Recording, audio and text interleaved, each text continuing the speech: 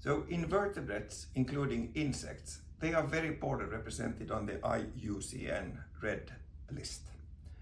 And instead, this list is dominated by things like mammals and birds, which is totally unfair because the insects are way more numerous. Of all the species in the world, about 97% are insects, and there are literally tens of millions of species.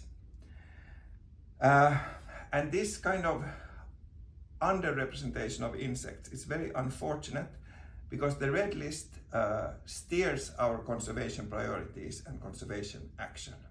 And now if conservation action is decided based on birds and the insects need something entirely else, then they will not benefit from these measures. So I think something else needs to be done, but what? This solution of just gathering more data, it's not enough on its own, since most insects are rare and difficult to observe and will remain so. And we've looked at data sets including like 500,000 species, and this is still true. Most species actually occur in a very few individuals at a very few sites.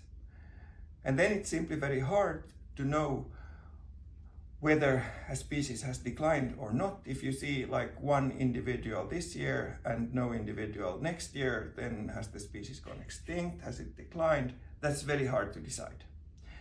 And therefore, we primarily need to update our analysis methods. And that's something that we're going to talk about in the next part.